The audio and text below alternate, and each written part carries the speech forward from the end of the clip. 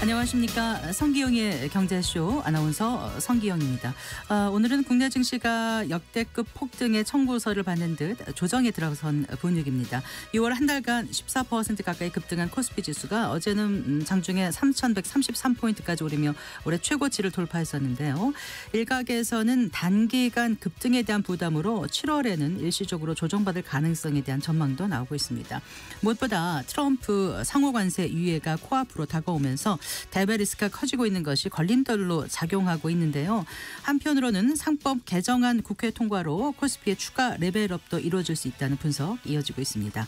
자, 하반기 국내 증시 전망과 함께 국내 투자자를 위한 족집게 투자 전략 알아보겠습니다. 최근 몇 년 사이 일본 경제에 대한 관심이 부쩍 늘었는데요. 그 이유 중 하나가 우리보다 20여 년 앞서서 고령화를 경험해 오고 있고 또 주식시장의 밸류업을 통해서 자본시장 개혁에 성공했기 때문입니다. 변화하고 있는 일본 사회와 경제를 분석한 책 오늘 함께 읽어보겠습니다. 이 시간 유튜브로도 함께합니다.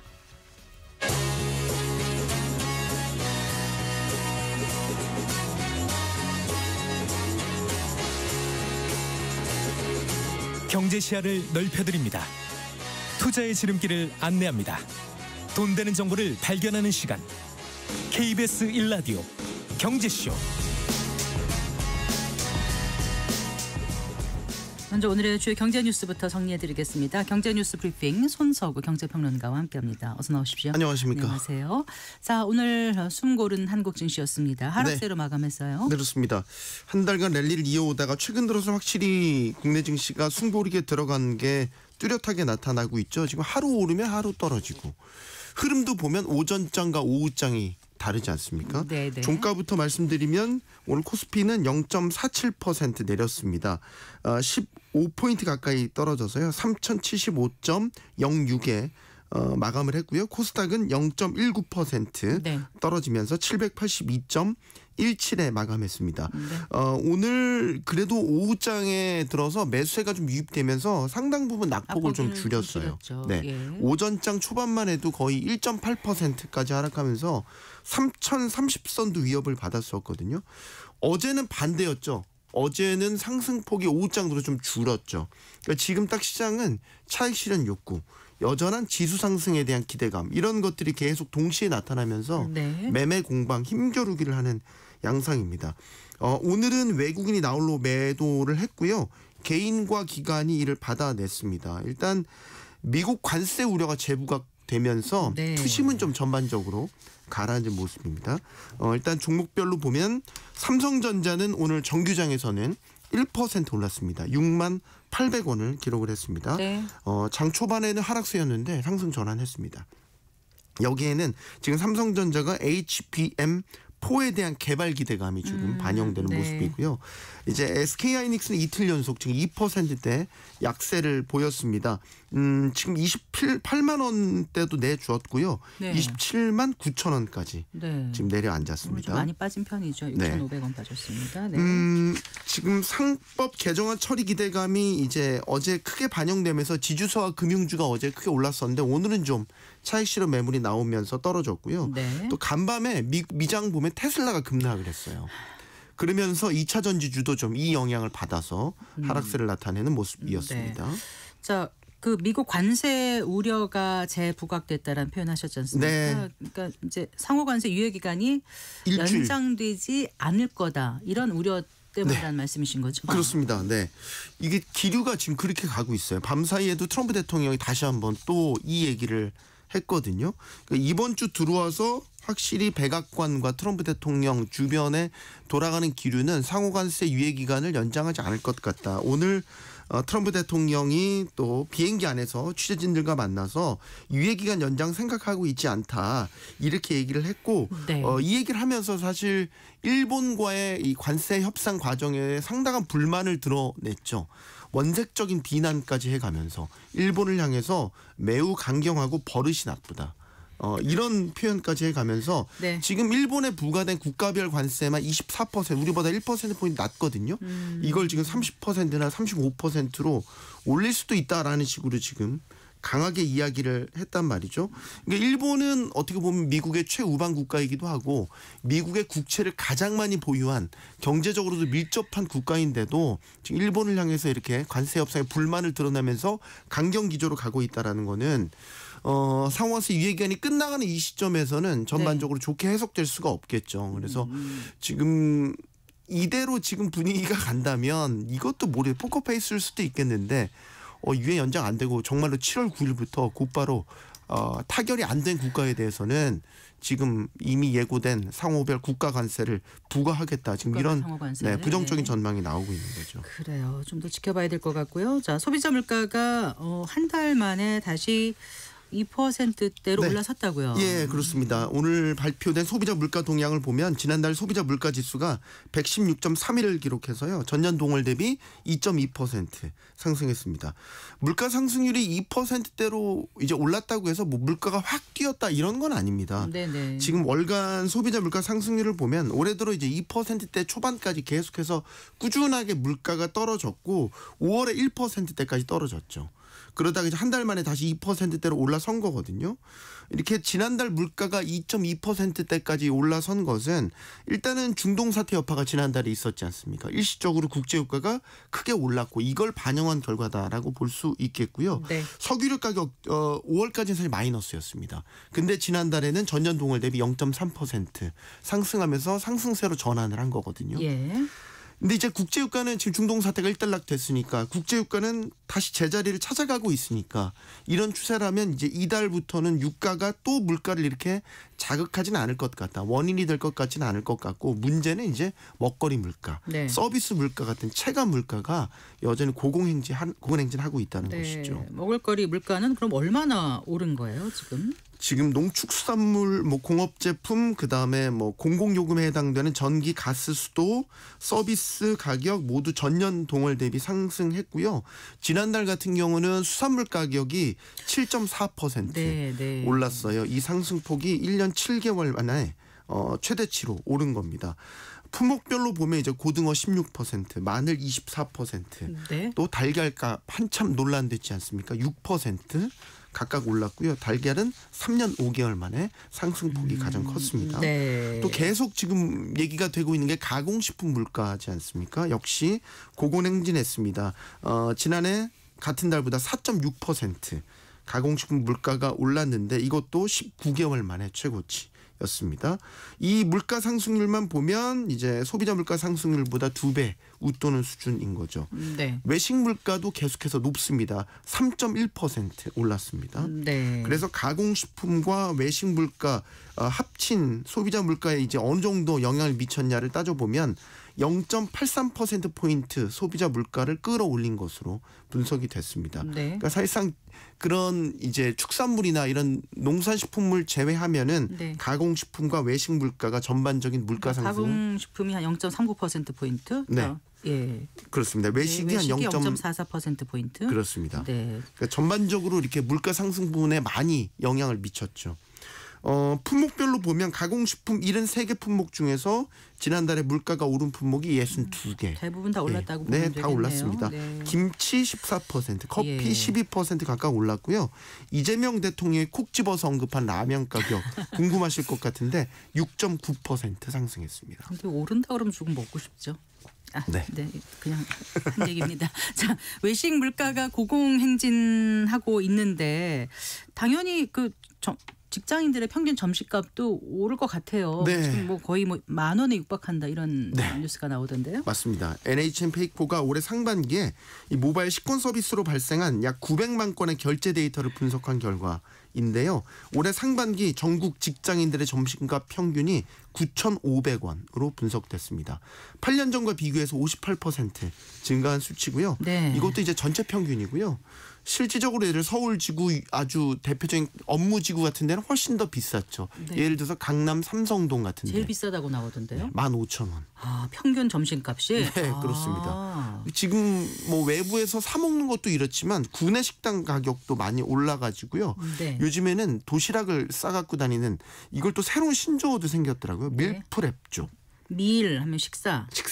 그다음에 프리페어레이션, 준비. 예. 도시락을 준비해 갖고 다닌다. 그래서 밀프렙 쪽 이런 것도 지금 생겨날 정도로 도시락으로 점심을 해결하는 이런 직장인들도 많이 늘어나고 있습니다. 네. 정부도 지금 이렇게 직장인들의 점심값이 너무 비싸지니까 대책 마련에 나선 게 직장인 든든한 점심이란 사업 계획을 최근에 농림축산식품부가 국정기획위원회에 보고했다 그러더라고요. 이게 이제 정부 예산 그리고 지자체가 일부 직장인들의 점심값을 보조해 주는 형식. 네. 이런 사업도 검토될 정도로 지금 직장인들의 점심 비용 계속해서 치솟고 있습니다. 이러다가 점심 같이 먹자 하기도 좀 어려울 것 같아요. 이미 요즘 많이 혼자 드시는데요.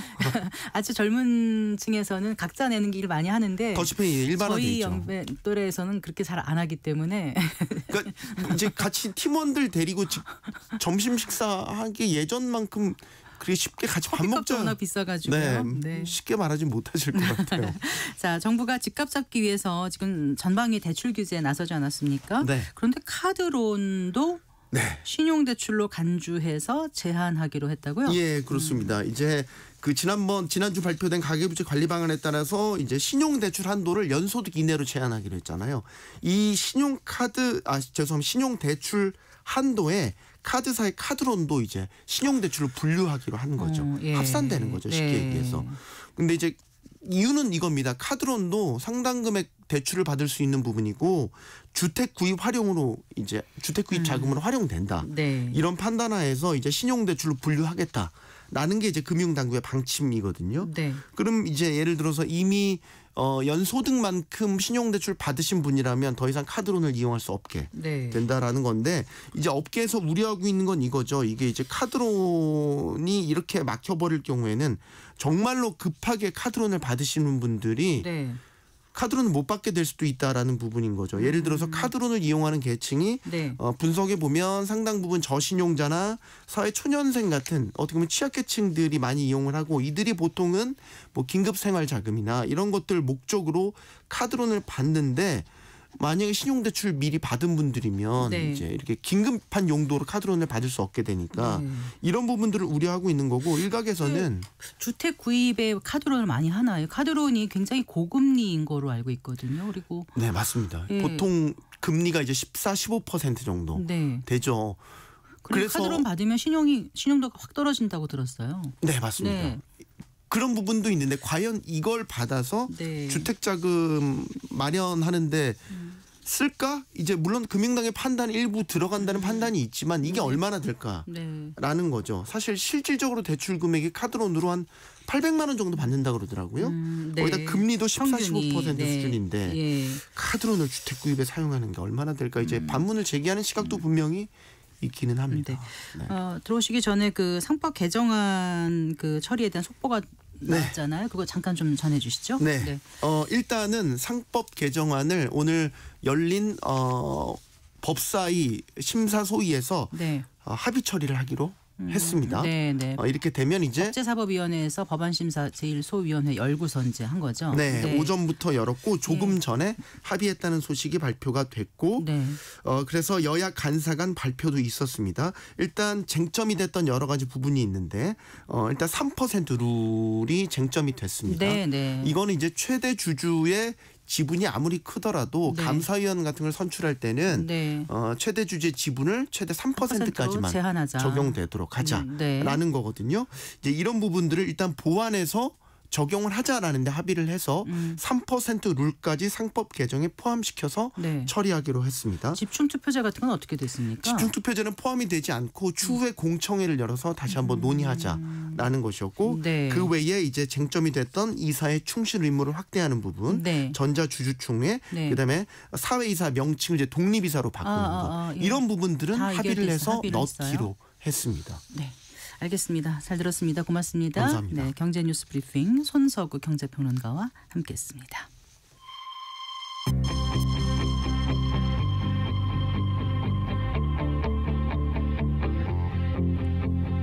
경제 전문가의 원포인트 레슨.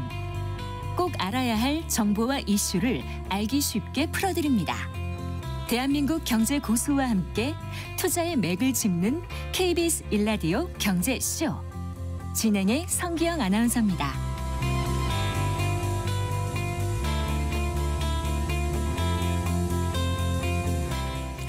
4시 20분입니다. 2월 한 달 코스피가 너무 달렸을까요?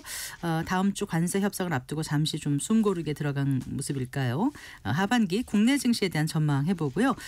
국내 투자자들 앞으로 어떤 전략으로 하반기 주식 투자를 해야 될지 고민해보는 시간 가져보겠습니다. 김영익 서강대학교 경제학부 겸임교수 스튜디오에 모셨습니다. 반갑습니다. 예, 교수님. 안녕하십니까. 네, 안녕하세요. 좀 오랜만에 모시게 된 것 같아요. 한 넉 달 만에 뵙게 된 것 같은데 올해 초에 그런 말씀하셨던 것 같아요. 그 국내 증시를 좀 주목하라. 예. 네, 말씀처럼 최근 들어서 이제 코스피 상승세가 정말 가파르고 특히 한 달 동안 상승폭을 보면 좀 빠르다. 예. 많이 올라간다 이런 느낌을 받거든요. 어떻게 지켜보고 계세요? 예. 올해가 6월 말까지 우리 코스피가 전년 말에 비해서 28% 올랐습니다. 네. 예, MSCI 선진국 지수보다도 뭐 이머징 마켓보다도 훨씬 더 많이 올랐죠. 세계 평균이 한 9.1% 상승했거든요. 네. 우리 주가가 한 3배 상승률로 보면 더 많이 올랐는데요. 예, 제가 올해 우리 주식에 관심을 가지시자 이런 말씀을 드린 거는 네. 달러 인덱스가 하락할 것이다. 달러 인덱스가 하락할 때 코스피가 S&P 500보다 상승률이 더 높았었습니다. 과거에. 예. 네. 예, 그런데 최근에 급등하면서요. 네. 제 생각보다 너무 빠르게 오른 것 같아요. 예, 제가 이렇게 통계적 기법으로 소위 호드렉 프레스코트 필터라는 게 있는데요. 네. 이것 가지고 이제 추세를 구하고 네. 그 추세에서 얼마나 벗어났는가 이걸 따지는데 6월 말 기준으로 한 추세에서 상승 추세는 맞습니다만은 네. 14% 정도 위로 벗어났어요. 그래서 단기 상승이 너무 빠르다. 네. 어느 만큼 조정을 거쳐야지 다시 올라갈 수 있다. 예. 그래서 오늘 좀 떨어졌습니다만은 조금 네. 조정 국면이 시작되지 않았느냐 이렇게 생각이 됩니다. 네, 아까 달러 인덱스가 어떻게 되면은 코스피가 S&P보다 좋다라고 말씀하셨죠. 달러 인덱스가 하락할 때, 예를 들어서 달러 인덱스하고 우리 코스피하고 네. S&P 500 상대 수익률하고 네. 상관계수를 구하면은 네. 0.83 정도 나와요. 달러 인덱스가 하락할 때 네. 우리 코스피가 네. S&P 500보다 훨씬 더 많이 올랐다는 네. 겁니다. 오늘 근데 달러 인덱스 보니까 얼마죠 이게? 지금 96이네요. 460 이렇게 예. 나오거든요. 예, 네. 110까지 근처까지 여전히 갔지 지금 않습니까? 낮은 상태인 거죠. 예. 달러 인덱스가 하락했고 앞으로도 더 떨어질 가능성이 높아 보입니다. 네. 자, 일단 어쨌든 이제 조정은 불가피하다고 생각하시는 것 같아요. 예. 그런데 조정은 투자하시는 분은 다들 아실 거예요. 이게 계속 가는 장은 없지 않습니까? 예, 당연히 그렇죠. 조정을 거쳐야 좀 다지고 간다는 표현도 할 정도인데 그럼 조정이 얼마나 가느냐가 참 중요할 것 같아요. 조정폭은 크지 않을 것 같습니다. 네. 뭐 3천 이하로 잠깐 떨어질 수는 있는데요. 네. 시간도 길지 않을 것 같고요. 네. 예, 제가 그렇게 보는 이유는 현재 경제가 나쁘지만은 그래도 어제 6월 수출 보면은 수출이 증가했고요. 네. 예, 그다음에 소비 심리 많이 개선되고 있거든요. 네. 이런 거 소프트웨어가 실제로 소비 지출은 아직 늘어나는 조짐은 안 보이고 있는데요. 네. 예, 그런데 서서히 소비도 증가하고 수출도 증가하면서 우리 경제가 1분기를 저점으로 아마 서서히 회복 국면에 접어들고 있는 것 같습니다. 네.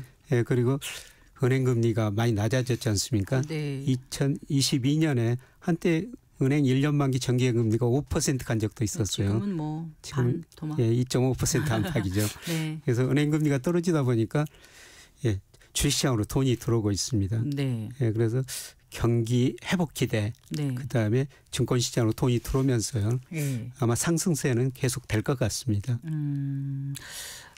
그 경제가 좋지 않다고 표현하셨네요. 조금 전에. 예. 네. 경제가 좋다 나쁘다는 보통 어떻게 판단을 하세요? 예, 통계청에서 산업활동 동향이라는 네. 걸 발표하고요. 예. 한국은행에서 GDP라는 걸 발표하죠. 네.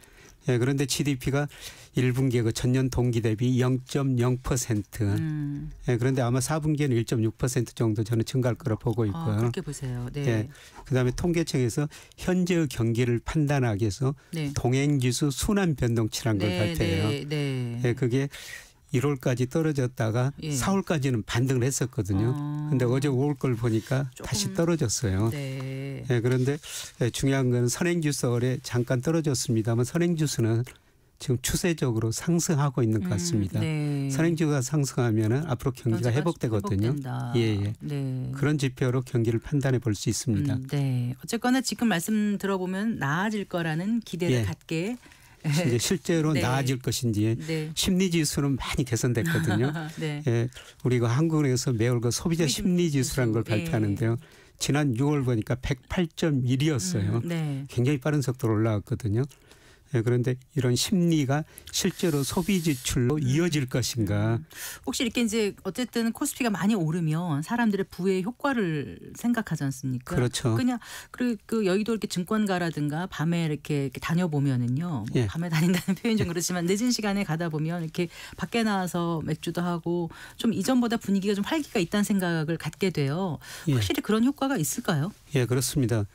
뭐 소위 부의 효과라고 그러죠. 네, 네. 예, 주가가 상승하면은 뭐 가지고 있는 돈이 이거 늘어나는 것처럼 보여가지고 실제로 심리 지수가 먼저 올라가고요. 네. 예, 그다음에 시차를 두고 소비도 개선됩니다. 네. 그래서 아까 소비 심리 지수 말씀드렸습니다만 소비자 심리 지수하고 미국이나 우리나라 똑같은 방향이에요. 그렇군요. 예. 네. 근데 그동안 이제 코스피가 저평가됐다라는 말씀을 많이 하셨어요. 예. 그 전에 한참 전에는 이제 우리 증시가 좋지 않다라고 닥터 둠으로 알려주셨잖아요. 예, 예. 근데 어느 순간부터 코스피 저평가됐다는 말씀 많이 해오셨는데 예. 그러면 어느 정도 밸류에이션을 볼 수 있을까요? 우리가 어느 정도 그러니까 코스피가 오를 수 있다라고 보세요.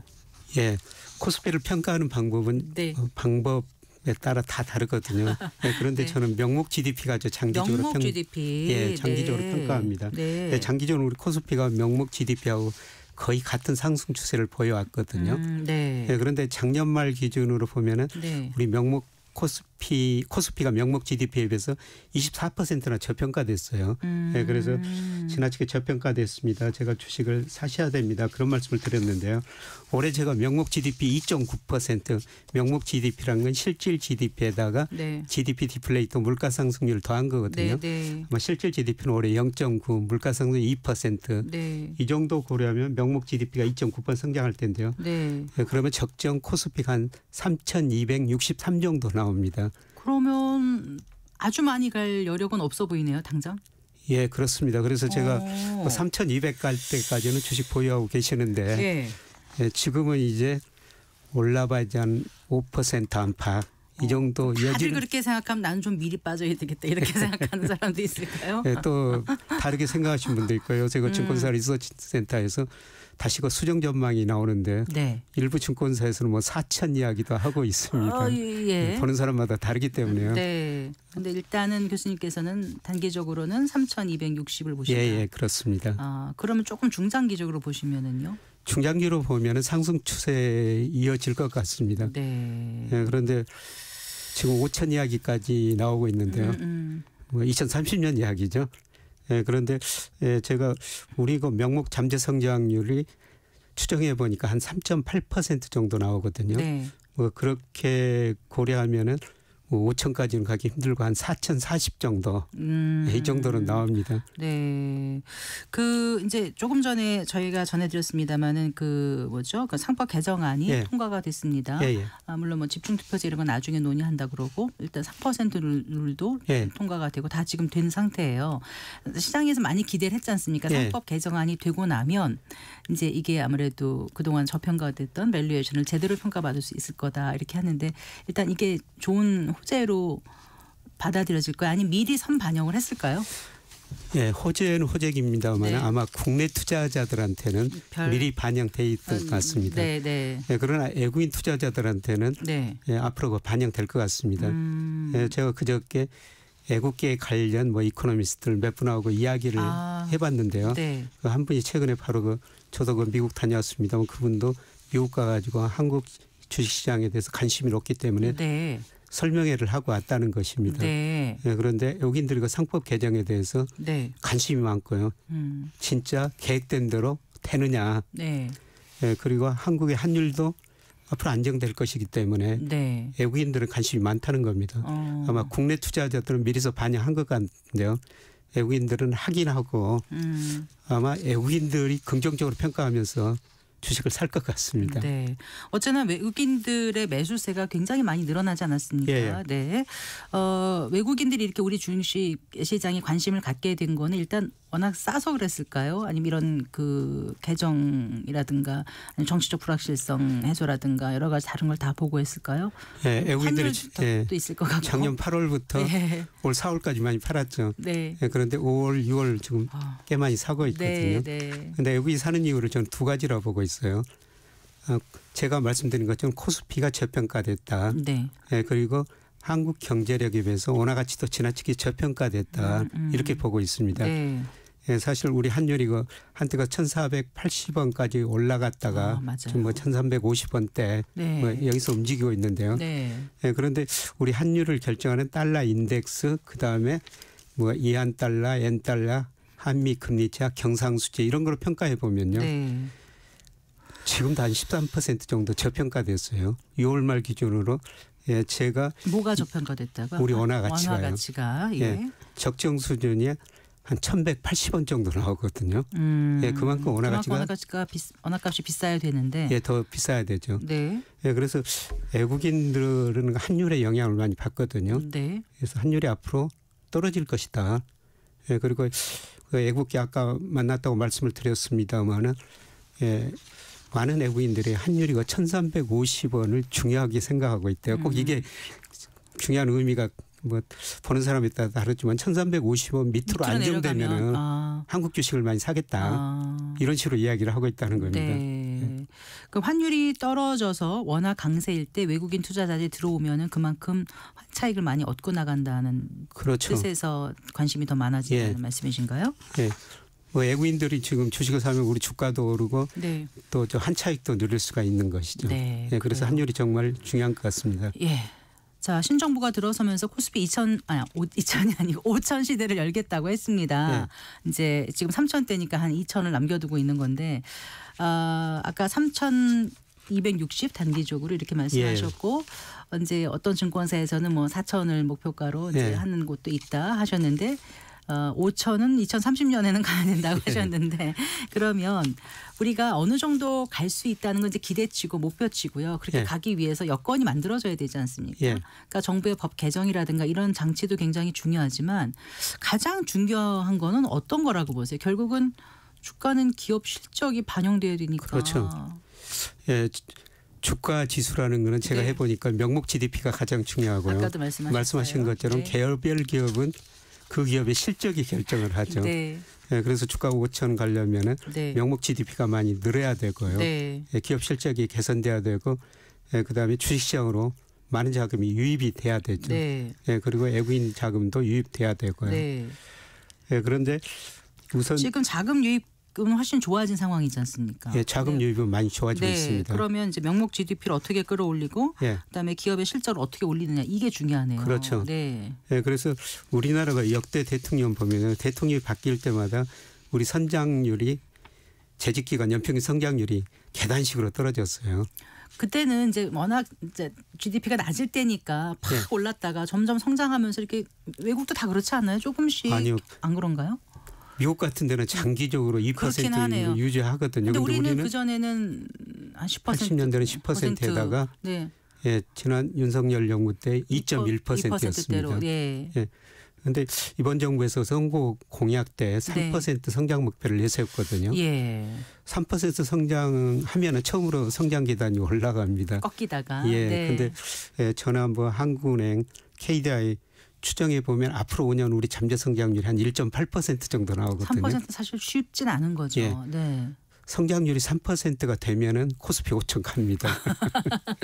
그런데 제가 보기에는 그렇게 올라가기가 쉽지 않을 것 같습니다. 그래서 명목 GDP를 올리려면 그럼 어떻게 해야 되는 거예요, 교수님?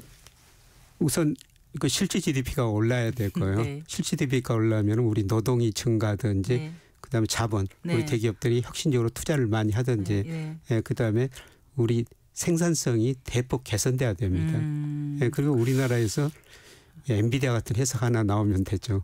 우리 GDP가 뭐저 1조 9천억 달러 정도 되는데요. 엔비디아 시가총액이 3조 7천억 달러 아닙니까? 우리의 거의 몇 배라고 하더라고요. 그런 회사가 하나 나오면 우리 GDP 껑충 뛰고 주가도 급등할 수 있죠. 좋은 일자리 많이 창출될 수 있고.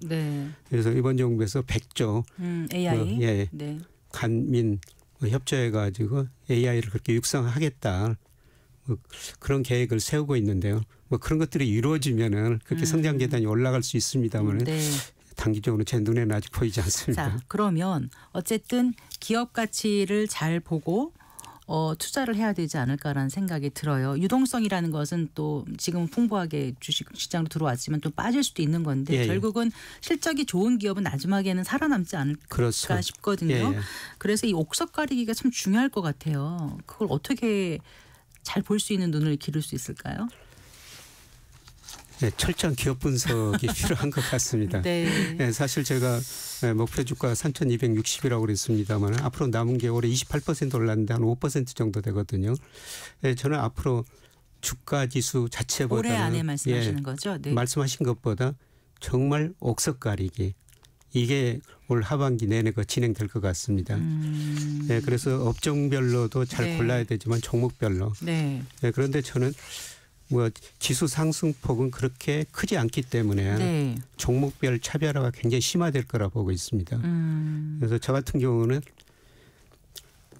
지금 PER, PBR이 낮으면서 네. 배당을 5% 이상 주는 회사들을 이런 회사에 앞으로 PER하고 PBR이 얼마예요? 낮으면서. 네. 예를 들어서 통신주 같은 게 뭐 PBR 0.56배, 네. 그다음에 주가순자산별. PR도 네. 5, 6배.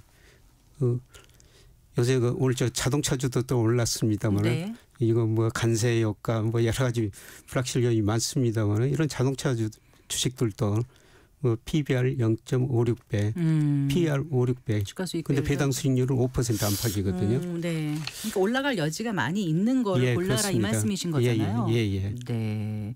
요즘 보면은요 섹터별 상승도 중요하지만 그 안에서 섹터 내에서 그러니까 조금 전에 말씀하신 종목을 옮겨가면서 연쇄적으로 주가가 끌어올려지는 순환매 흐름이 있다고 예. 하는데 맞습니까? 예, 맞습니다. 네. 그래서 반도체 지금 경기 아주 좋거든요.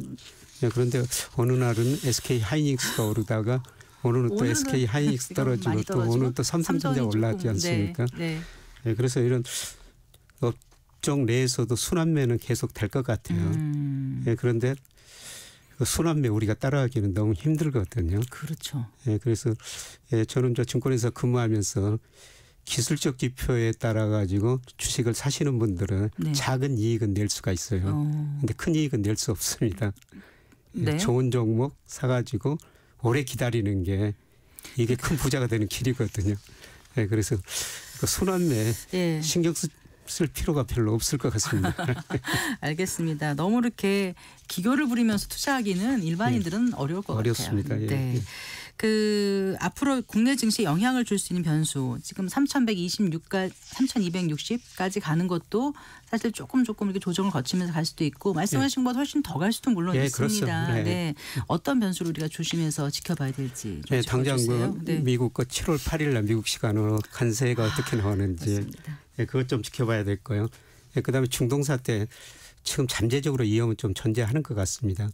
예, 그리고 미국 제가 지난 뭐 한 15일 동안 갔다 왔는데 네. 미국 소비가 위축되는 조짐이 여러 군데서 나타나더라고요. 예, 그래서 조만간 최근에 미국 S&P 500이 5,000m로 떨어졌다가 다시 6,150 근처 올랐습니다만은 예, 그런 실적에 비해서 미국 주가가 너무 비싼 것 같아요.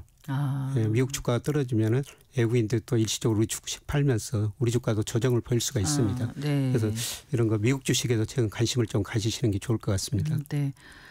많은 분들이 코스피 상승하니까 막 좋다 하는데 실제로 제 주위에서 돈 벌었다는 분 아직 못 봤거든요.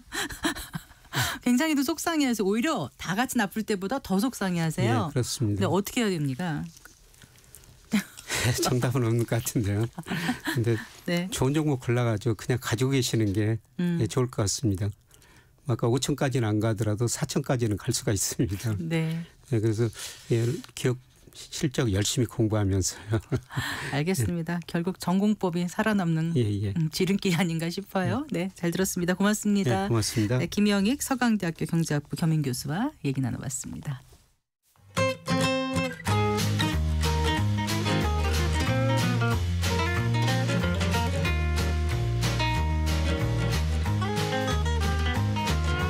경제 맛집 투자 핫플. 지금은 돈 벌기 딱 좋은 시간. KBS 1라디오 경제쇼.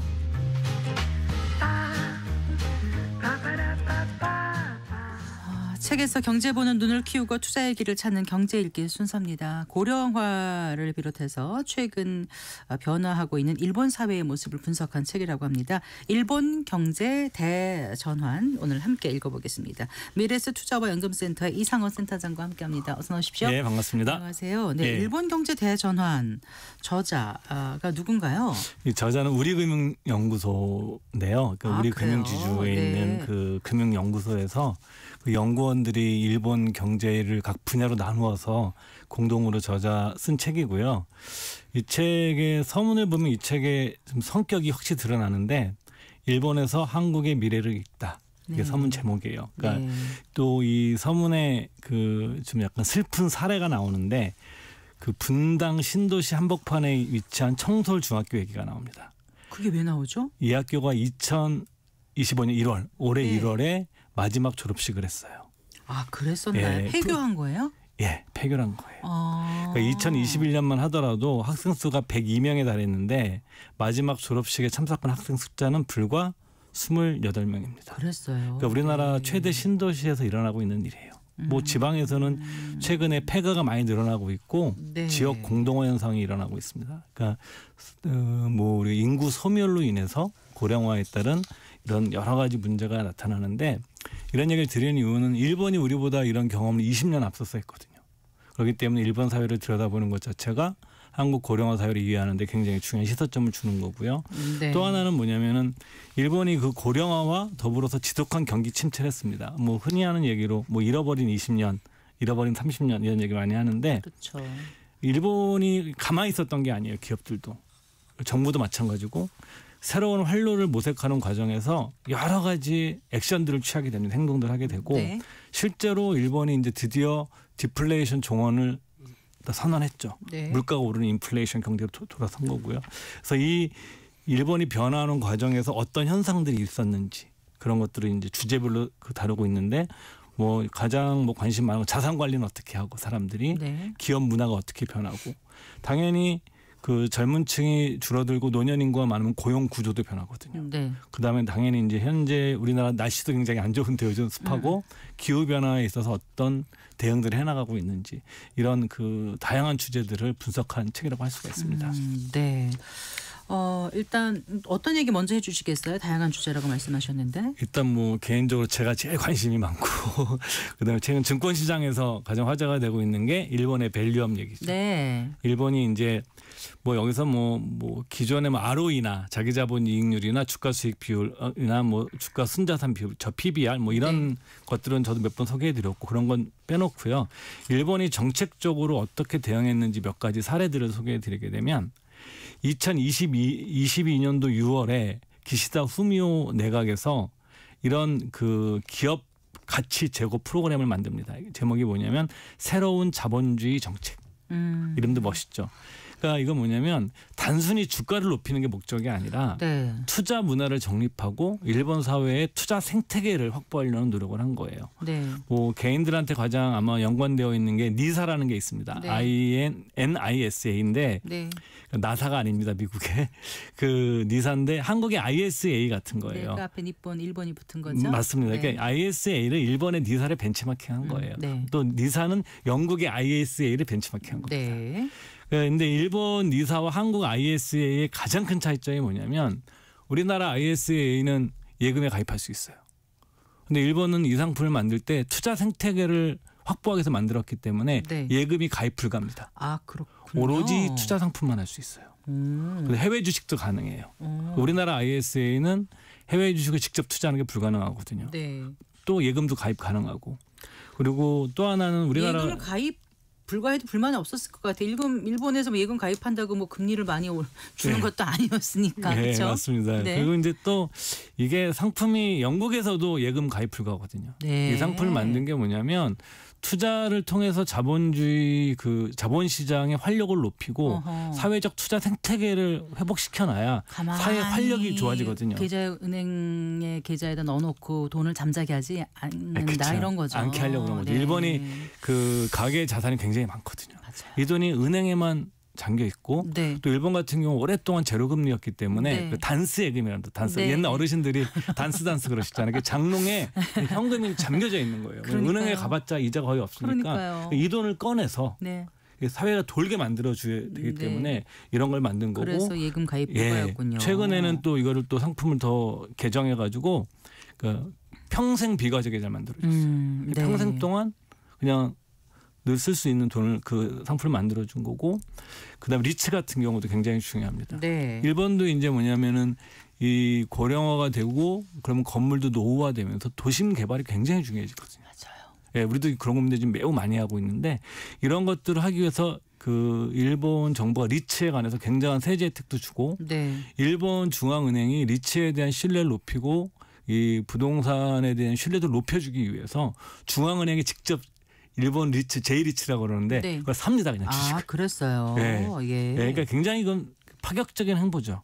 그러면서 일본에 뭐 전 최근에 일본 못 가봤지만 일본 도심을 가보면 네. 뭐 모리 빌딩을 비롯해가지고 맞아요. 어마어마한 도심 재개발이 이루어지는데 네. 그러면서 그 도심 재개발 혜택도 일반 투자자들이 리츠 형태로 가져게 되면 자기 수익을 가능한 만큼만 집어넣으니까요. 공유할 수 있거든요. 네. 그러니까 이런 식으로 이제 그 부동산도 투자 생태계를 만들면서 일본 도시의 모습을 바꾸려는 노력도 많이 하게 되죠. 대형 디벨로퍼한테 자금이 그쵸. 들어가게 이런 되고요. 것은 단순하게 만약에 우리가 대출로만 해서는 안 되거든요. 아, 그렇죠. 그렇죠. 네. 그래서 뭐 여러 가지 또 정책들이 많은데 대표적으로 이제 왜 이렇게 투자를 주식이나 부동산 시장에서 살리려고 노력을 하고 있었는지 이런 사례들 이 책에서 좀 한번 오늘 제가 소개해드리고 있는 겁니다. 그렇군요. 예. 일본 하면 뭐 대표적으로 고령화가 가장 심각한 나라로 알려져 있지 않습니까? 예. 지금은 근데 우리나라가 고령화 속도가 훨씬 더 빠른 것 같고. 더 심각하죠. 예. 그래서 이제 그 일본의 사례를 보면 예. 단순히 지나간 과거 역사가 아니라 우리가 당면한 그런 예. 어떤 문제, 과제에 대한 선례이기 때문에 들여다보면 참 도움이 되는 부분이 꽤 있을 것 같아요. 예, 맞습니다. 사실은 이게 고령화가 되면서 개인들이 노후 불안감을 느끼는데 네. 이것이 단순하게 개인의 문제뿐만이 아니라 이런 불안감이 사회적으로 높아지게 되면 사회 전체적으로도 활력을 떨어뜨려요. 그렇죠. 네. 예. 그래서 일본은 2010년도부터 본격적으로 우리보다 한 20년 앞서 있으니까 네. 2010년도부터 정책적으로 많은 노력을 합니다. 그 대표적인 게 금융행정 방침 여러 가지 대책들이 나오는데 그중에 제가 한 3가지 정도 오늘 준비해 갖고 왔는데 네. 첫 번째는 뭐냐면 생애 주기에 맞는 금융 상품과 금융 서비스를 제공하자. 그러니까 제가 앞서 말씀드렸던 니사 같은 경우 네. 이런 거라든가 그다음에 우리나라 IRP 같은 겁니다. 그러니까 개인형 확정 기여 연금 이게 우리나라로 얘기하면 IRP 가끔 상품 네. 이런 것들을 도입을 하고 두 번째가 이게 뭐 우리나라에서 논란이 좀 많은 주제긴 한데 일본은 뭐냐면 그 갖고 있는 자산의 가계금융 자산의 한 60%를 60세 이상 노년층이 다 가지고 있어요. 그러니까 부의 고령화, 즉 돈이 네. 늙어가고 있는 거예요. 네. 그래서 이제 뭐냐면은 이 부의 고령화라는 건 뭐냐면 오래 사는 것을 우려해서 돈을 꺼내 쓰는 게 아니라 무서운 거죠. 예. 일단 갖고 있는 거죠. 그렇죠. 예. 처음에 이제 뭐냐 고령화 사회 초반에는 내가 건강을 잃고 몸이 아픈 걸 걱정했었어요. 노인들이. 네. 근데 지금 뭘 걱정하는지 아십니까? 뭐요? 내 죽기 전에 돈이 다 떨어질까 봐 걱정. 아, 네, 네. 그러니까 그러다 보니까 사람들이 돈이 떨어질 걸 두려워해서 소비를 안 하는 거예요. 투자도 안 하고. 네. 그러니까 돈이 늙어가고 현상이 사회 나타나니까 활력이 떨어지고. 예, 그래서 여러 가지 대책을 내놓는데 그 중에 대표적인 것이 뭐냐면 네. 이런 증여세 완화 같은 겁니다. 대상속 시대라고 하더라고요. 그렇죠. 예, 네. 대상속 시대라는 표현을 쓰죠. 그러니까 일본 사람들은 카피를 잘 뽑아요 원래. 예, 그러면서 뭐냐면은 왜 대상속 시대가 되냐면 지금 말씀하신 것처럼 2020년도를 기준으로 보게 되면 연간 사망자 수가 130만 명입니다. 일본이. 그러니까 우리나라 대전시 인구가 140만 명이에요. 그러니까 대전시 인구에 거의 준하는 인구가 매년 죽는 거예요. 예. 그러니까 이분들이 돈이 있잖아요. 네. 그러니까 이 돈을 어떻게 해결하려고 그러면 두 가지 방법밖에 없는 거예요. 미리 주게 하거나 중요하거나. 예, 죽고 나서 이 돈이 문제 없이 쓰이도록 하거나. 네. 그러니까 그래서 증여세 같은 경우에는 어떤 거냐면은 뭐 특정 목적 증여시 아이를 낳아도 한 1억 줘도 되고 애가 대학교 갈 때 1억 줘도 되고 그다음에 결혼할 때 1억 줘도 되고 이런 식으로 계속 자기 자손 예, 가족. 그다음에 할아버지가 예. 손자가 학교에 가도 증여할 수 있게 해주고 네. 자꾸 이전되도록 하는 거고 두 번째는 뭐냐면 사망하신 다음에 이 돈을 잘 쓸 수 있도록 신탁 상품 네. 미리 내가 지정을 하는 거죠. 이 돈이 어떻게 쓰여져야 된다라는 거죠. 네. 그래서 우리나라도 좀 최근에 금융회사들이 이런 신탁 상품들을 좀 많이 만들고 있고요. 세 번째 이제 이것도 한국에서 굉장히 많이 앞으로 등장할 건데 인지 능력 저하. 요즘은 이제 치매를 일본에서 인지증, 네. 인지증이라고 그러는데 이게 만약에 통장에 돈이 있는데 인지증에 걸려버리시면 어떻게 되겠어요? 그게 돈이 이제 주인 없는 돈처럼 돼버리는 네. 거죠. 그러니까 네, 몇 년 한방에 전에 어디 서울에서 그 벽에 금괴를 잔뜩 쌓아놓으신 분이 계셨었는데 네. 그분이 인지증 걸리셔가지고 몰랐던 거야. 이런 일이 일어납니다. 그래서 일본에서는 지금 뭐냐 그렇기 때문에 이분들이 판단력이 있을 때 네. 이 재산 문제를 처리할 수 있도록 하는 것이 사회적 과제가 된 거예요. 단순하게 개인의 문제뿐만이 아니라. 네.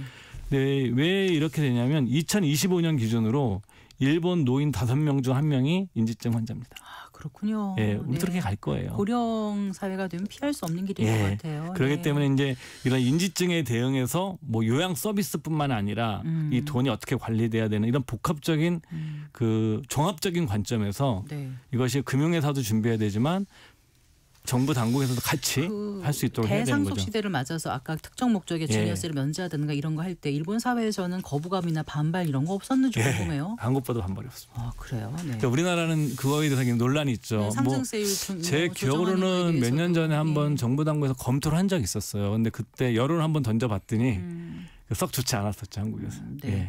자, 또 어떤 얘기를 해주시겠습니까? 이 책에 담겨 있는 것 중에. 일단 고용 구조에 관한 건데요. 일본도 이제 정년 연장이라고 우리 표현을 쓰는데 정확한 표현은 고용 최고 연령을 늘려주는 겁니다. 네. 예, 일본도 이제 지금 법적 정년은 60세입니다. 우리 60세, 65세로 증가했죠. 근데 지금 현재는 거의 70세까지 거의 다 연장하는 분위기입니다. 네. 이게 왜 그러냐면 인구 감소로 인해서 청년 인구가 계속 줄어들기 때문에 이 고령 인구들을 계속적으로 노동시장에 떠나게 하면 안 되는 거예요. 네. 그다음에 당연히 여성 인력 채용을 굉장히 많이 늘려야 됩니다. 일본이 우리보다는 여성 인력 채용에 대해서 좀 잘 못하고 있어요. 근데 일본은 2015년도에 여성 활약 추진법 이런 법을 아예 만들어 가지고 여성 활약 추진법. 예. 네. 그래서 이제 계속적으로 이제 할 수 있도록 하는데 여전히 뭐 우리도 마찬가지 어느 정도 마찬가지지만 남성과 여성 임금 격차가 아직도 꽤 높아요. 커요. 그러니까 남성에 비해서 여성들의 임금이 77% 수준 하고요. 그다음에 일하는 방식에 있어서 우리나라도 지금 주 4일제가 나오고 있지만 네. 일본은 주 4일제를 시작을 했고요. 예. 하는 회사들이 있고 부업이나 겸업을 허용합니다. 좋은 것 같아요, 이런 게. 네. 뭐 이걸 경영주분들은 싫어하실 것 같은데. 그런가요? 네. 뭐 형태가 이제 이런 겁니다. 주 4일제를 도입해도 그냥 무작정 하는 게 아니라 몇 가지 형태가 있고 그걸 선택하도록 하는 거예요, 기업들이. 그러니까요. 그러니까 급여 삭감형 당연하죠. 일하는 시간이 줄어드니까 급여 줄이는 건데 두 번째는 급여 유지형. 이건 뭐냐면은 출근하는 일자 수는 줄어드는데 네. 하루 일하는 양을 늘리는 거예요. 8시간이 아니라 10시간, 12시간 이렇게 일을 하는 거죠. 그다음에 세 번째가 뭐 근로자분들이 가장 좋아하는 건데 네.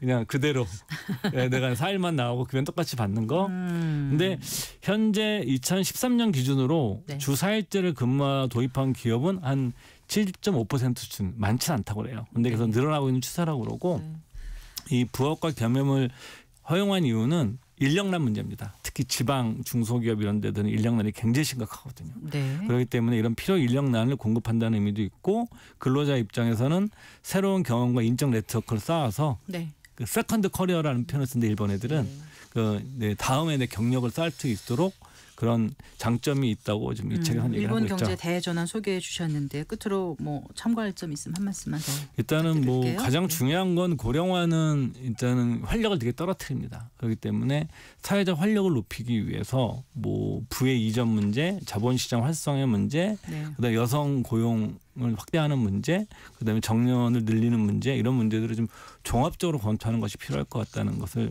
이 책을 보면서 많이 느꼈습니다. 알겠습니다. 잘 들었습니다. 고맙습니다. 예, 감사합니다. 미래에셋 투자와연금센터 이상관 센터장과 함께했습니다. 마칠 시간입니다. 성기영의 경제쇼 오늘 순서 여기까지입니다. 아나운서 성기영이었습니다. 고맙습니다.